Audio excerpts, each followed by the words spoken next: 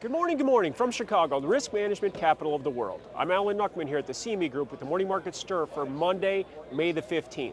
Mixed market action on Friday and on the week. Same old, same old. We've got the Dow and the S&P negative on Friday, negative on a weekly basis, but the Nasdaq continues to go. Looking at the Dow, it lost about 0.5% last week. We had the S&P down 1/3%, finishing the day in the red. The Nasdaq continues to move higher, finishing the week up 0.5%.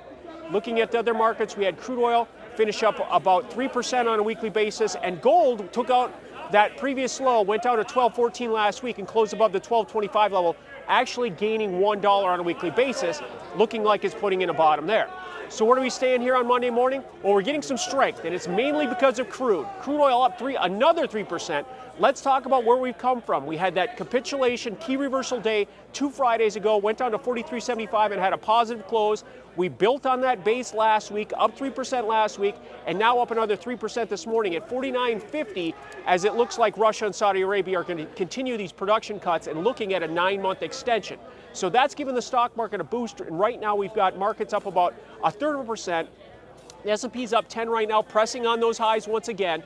We've got the Dow right now up 75, around the 21,000 level, and we've got the Nasdaq lagging behind here right now, up about 9 points. Back to the crude oil market, we're at 49.50, which is near that halfway point of the drop from 58 down to that extreme low at 44. So want to see if we can get back above $50 level for the first time in 3 weeks, which is that psychological important number, as well as the midpoint of this last range action. Looking at other markets, we've got gold up $6 at 12.34. Like we said, possibly putting in a technical bottom after new relative lows and a higher weekly close. Trying to make a base here. The euro currency has bounced, and the dollar continues to stay below $1, which has been now more than 3 weeks, maybe adding some positivity to some of these commodities markets. So to summarize, as the stock market gets started here this morning, we're up about 1/3%.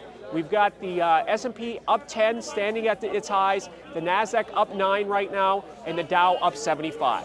Alan Nuckman here at the CME Group, where it all comes back to commodities.